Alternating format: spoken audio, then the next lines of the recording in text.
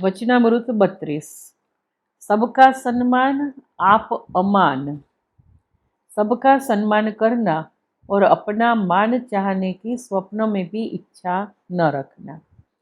नाना बाळकथी માંડીને સૌથી મોટી વ્યક્તિનું અને દીનમાં દીનથી માંડીને મોટા શ્રીમંતનું સન્માન કરવાથી આપણામાં રહેલો અહંકાર ઓછો થતો જાય છે।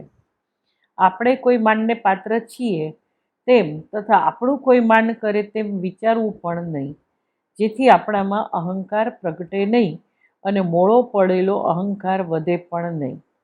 ભગવાન શ્રીરામ હનુમાનજી સીતાજીની ભાળ લઈ આવ્યા તેથી પ્રસન્ન થઈ ગયા।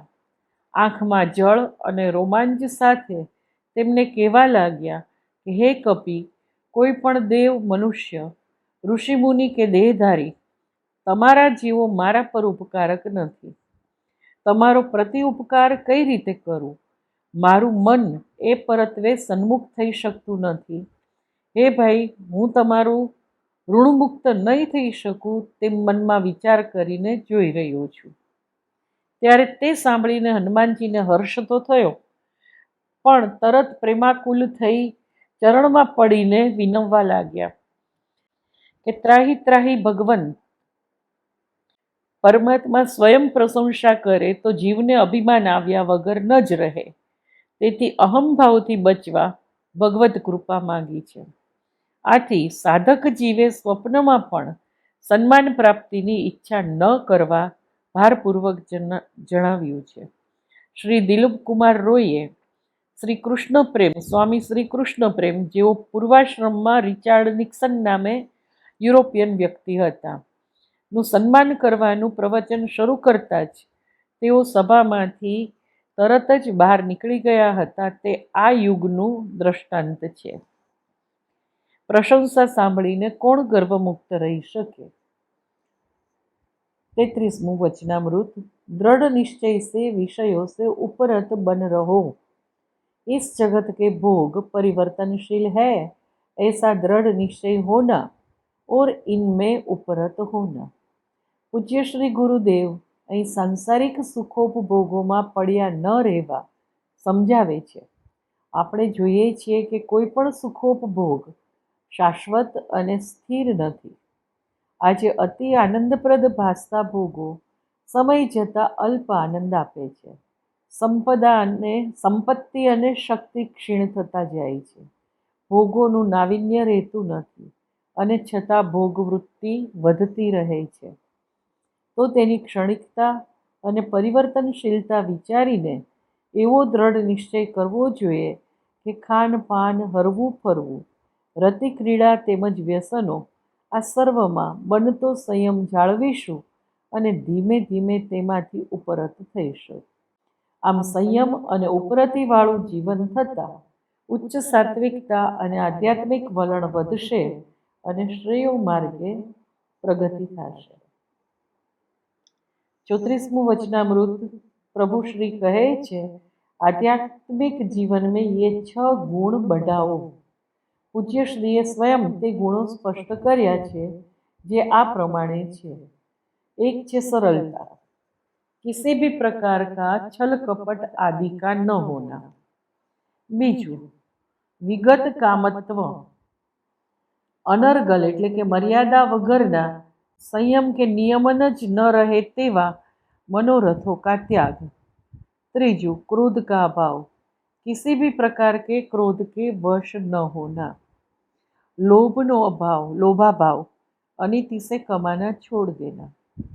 पांचमू, भगवन नाम परायणता, सतत भगवन नाम स्मरण करते रहना। छठू, मुदिता, हर स्थिति में प्रसन्न रहना। हानि लाभ में भगवत इच्छा मानना।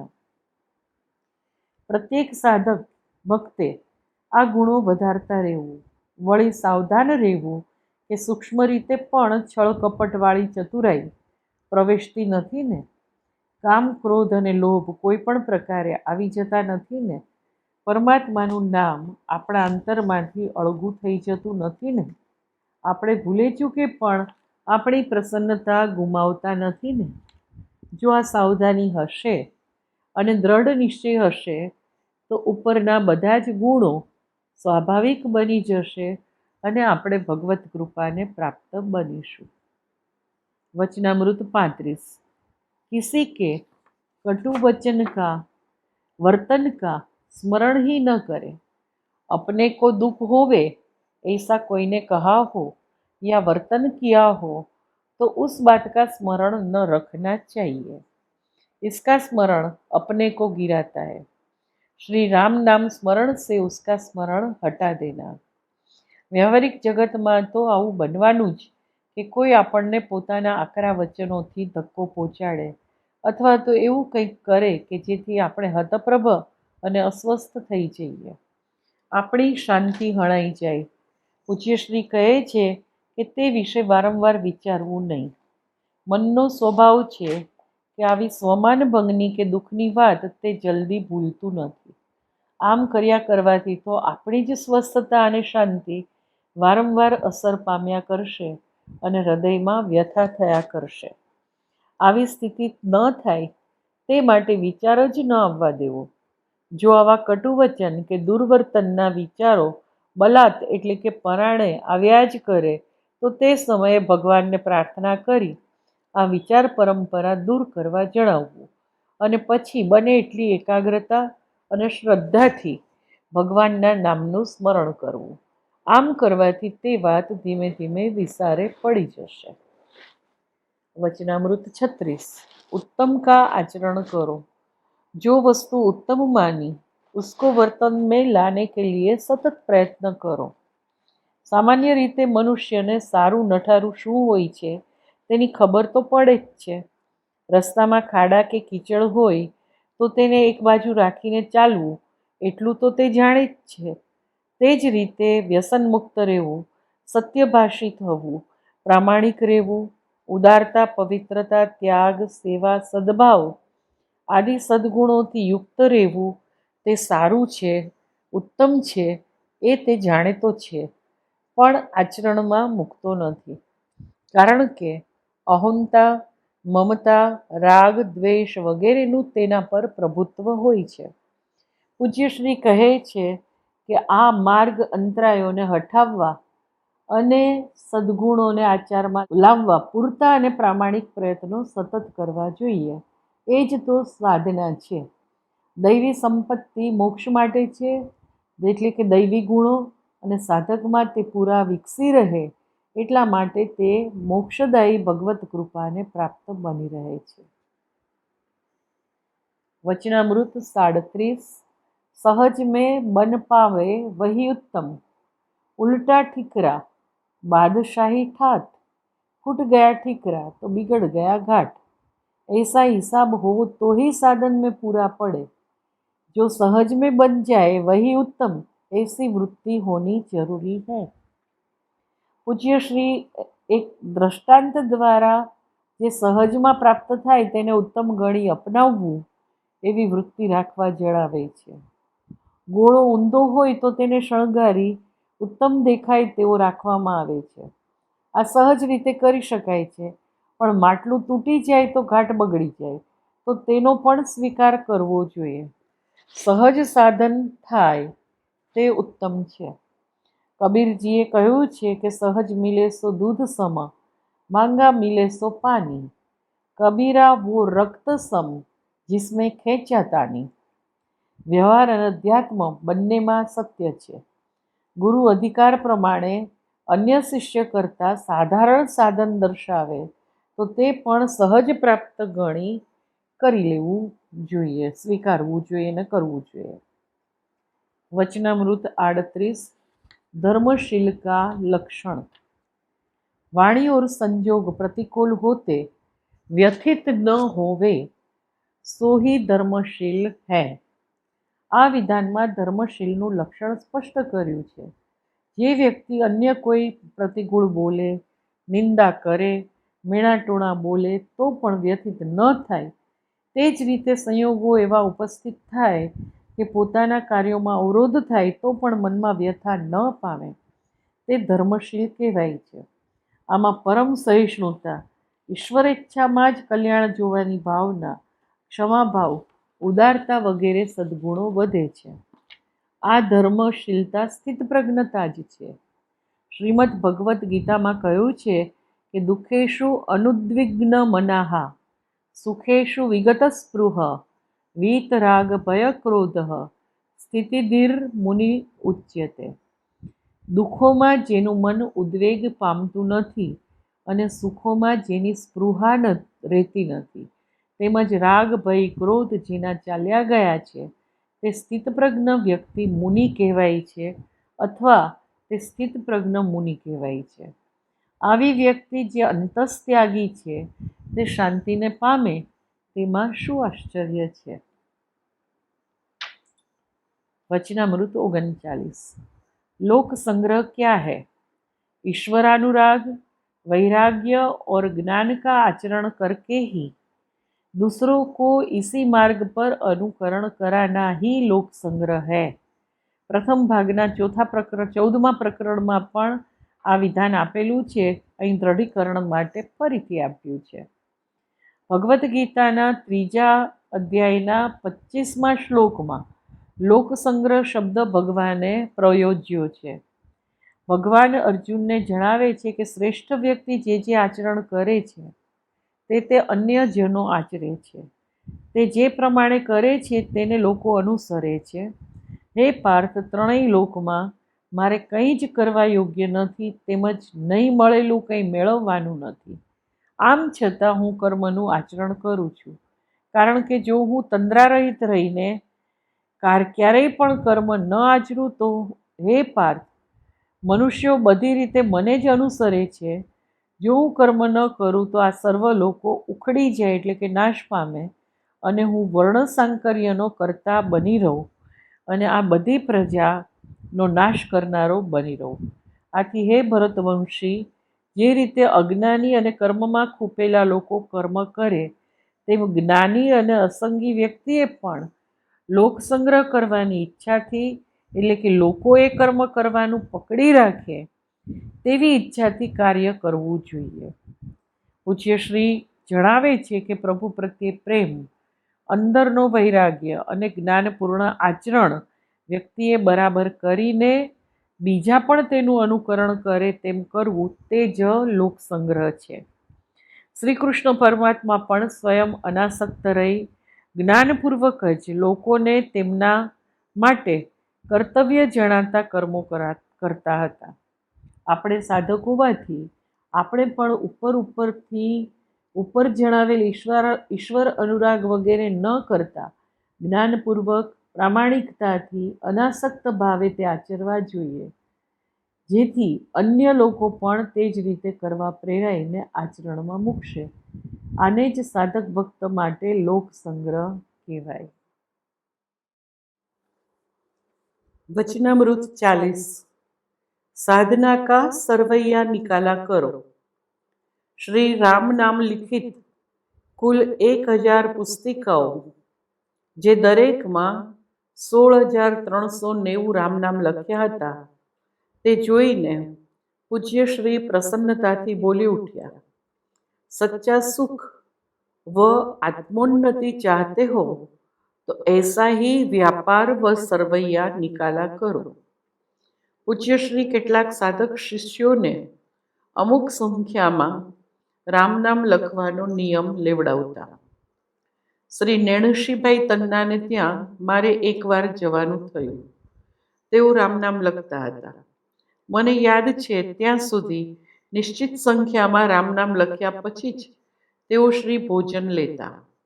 રામનામ લખવાથી 3 ગણો જપ થઈ જતો હોય છે. વળી મન જપલેખનમાં, હાથ અને આંખ પણ તેમાં જ રહેવાથી એકાગ્રતા રહે છે.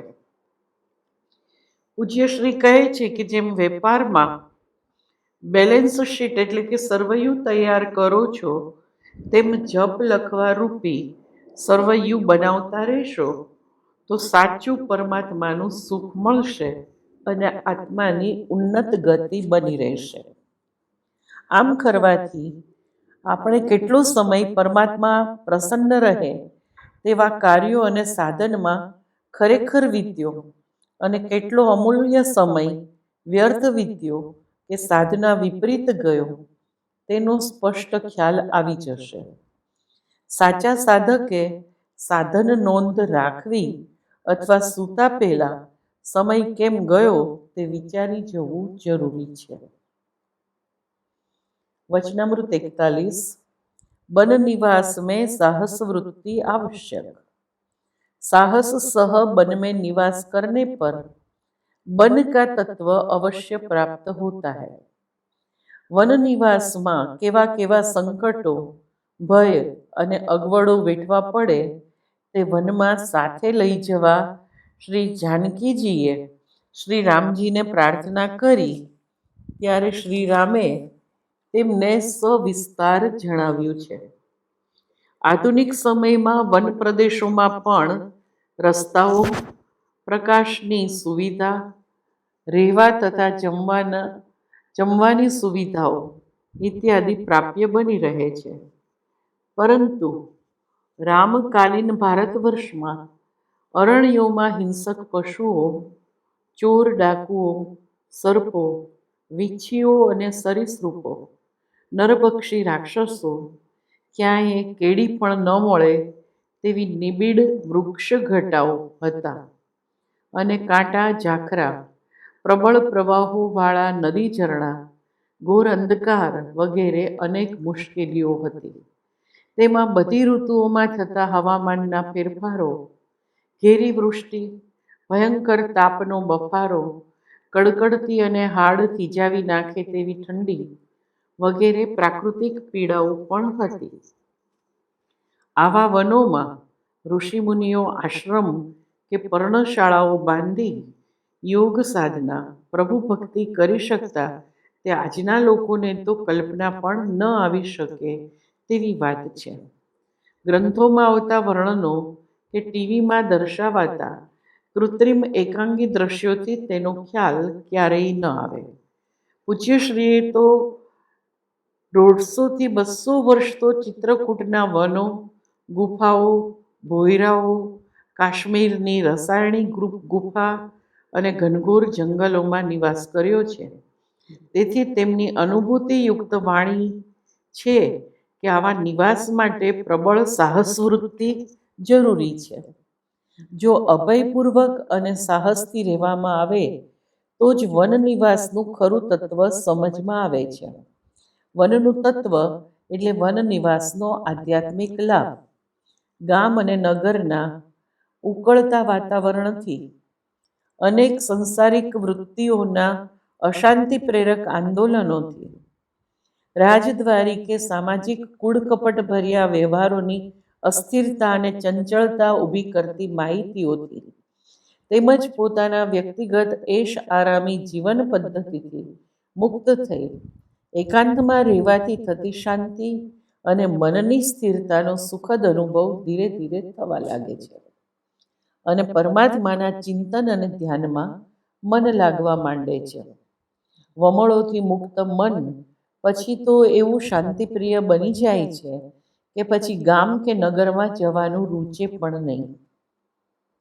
અભિજ્ઞાન શાકુંતલમાં કાલિદાસે હસ્તિનાપુર શકુંતલાને દુષ્યંત રાજા પાસે મૂકવા ગયેલા કણવ શિષ્ય શારદ્વતના મનોભાવને વ્યક્ત કર્યો છે.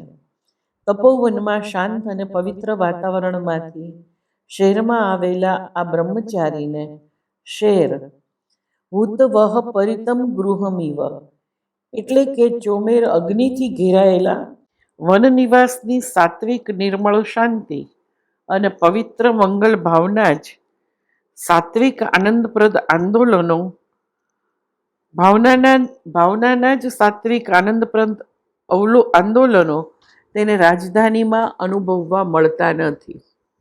આ જ તો છે વનનું તત્વ. આમ એકવાર સાહસપૂર્વક વનની વિભીષિકાનો સામનો કરીને વન સન્નિવાસનો અભ્યાસ થઈ જવાથી દિવ્ય મંગલ અને પરમ શાંતિ વ્યાપી જાય છે. નિસર્ગના ખોળામાં એટલે કે પ્રકૃતિના સુષ્માભર્યા વાતાવરણમાં જે આનંદ અને પરમ શાંતિનો અનુભવ થાય છે તે અન્યત્ર અપ્રાપ્ય છે. આમ સાચા શાંતિવાચક સાધકને વનમાં વસવાનો તાત્વિક લાભ અવશ્ય પ્રાપ્ત થાય છે. 42મું વચનામૃત. साधन करना और धैर्य रखना. धीरे धीरे धीर्या, धीरे सब कुछ होय. माली सींचे केवला, तो ઋતુ આવે ફલ હોય. વ્યવહારના કાર્યોમાં અને અધ્યાત્મ માર્ગના સાધનમાં ધૈર્ય રાખવું જરૂરી છે.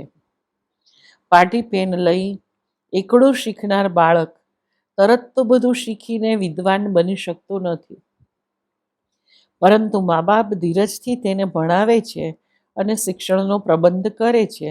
તે જતે દિવસે તે સ્કોલર બની નામ કાઢે છે. બાલિકાને માતા રસોઈ અને અન્ય ગૃહ કાર્ય ધૈર્યથી શીખવે છે તો જતે દિવસે તે નિપુણ બને છે. વ્યાપારી પોતાના પુત્ર કે સેવકને ધીરી ગતિ આગળ ધપાવી વેપારમાં કુશળ બનાવે છે. પૂજ્યશ્રી અહીં માળીનું દ્રષ્ટાંત આપે છે. ફળઝાડ રોપ્યા પછી માળી તેની માવજત રાખીને નિયમિત આવશ્યક જળનું કેવળ સિંચન જ કરે છે. મહિનાઓ કે વર્ષોની ધીરજ પછી વૃક્ષો વિકસે છે અને ઋતુ આવ્યે ફળ આપે છે. આમ તમામ વ્યાવહારિક કાર્યો ધૈર્યથી કરવામાં આવે તો યોગ્ય સમયે ધાર્યા પરિણામો પ્રાપ્ત થાય છે. ઉતાવળ કે અધીરાઈ કામ ન આવે. Haste makes waste. ઉતાવળ કામ બગાડી નાખે છે. જેવું વ્યવહારમાં તેવું અધ્યાત્મમાં છે. સદગુરુ શિષ્યને સર્વપ્રથમ નાનકડું સાધન બતાવે છે. તે બરાબર કરવામાં આવે પછી જ બીજું વધારે સાધન બતાવે છે. શરૂઆતમાં 7 માળાનો જપ દક્ષિણામાં માગે છે. શિષ્ય તે નિયમિત રીતે અને પ્રમાદ વગર જો પ્રામાણિકતાથી કરે તો તેની ક્ષમતા જોઈને વધારે પ્રમાણમાં સાધન દર્શાવે છે. ગુરુજીએ કહ્યા પ્રમાણે 7 માળા તો હું કરું છું, મને કેમ ભગવદ દર્શન થતું નથી, એમ તર્ક કરીને અધીરાઈથી સાધન છોડી ન દેવાય. ક્રિયાયોગની દીક્ષામાં 3000 મંત્ર જપ કર્યા પછી પ્રથમ 3 પ્રાણાયામ કરવાનું કહેવામાં આવે તો તે પૂર્ણ નિષ્ઠાથી કરવા જોઈએ. પછી ગુરુદેવ પ્રાણાયામ માટે વધારે સમય આપવાની આજ્ઞા કરે તો ધીરજથી તે કરી તૈયાર થવું જોઈએ. તરત મન સ્થિર થતું નથી.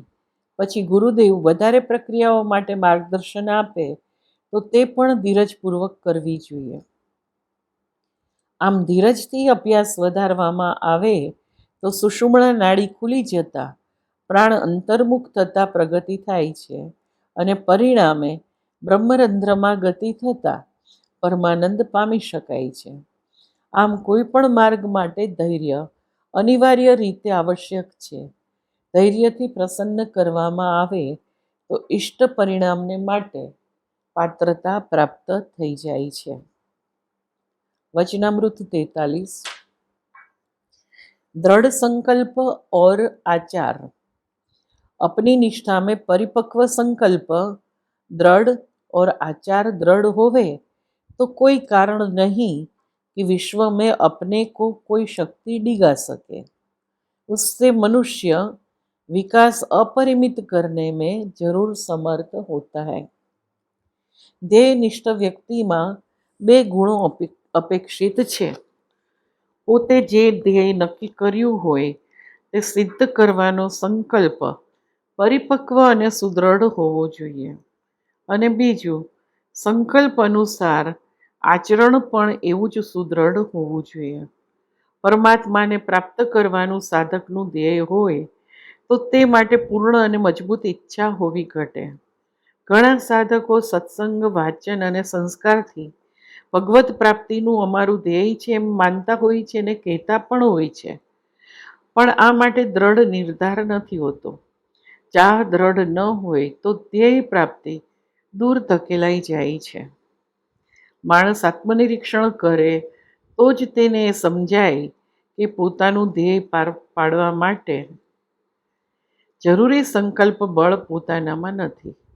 સંકલ્પ સુદૃઢ હોય, આર્ડન્ટ ડિઝાયર તીવ્ર ચાહ હોય પણ તે અનુસારનું આચરણ ન હોય તો પણ ધ્યેય પ્રાપ્તિ થવાની શક્યતા નથી.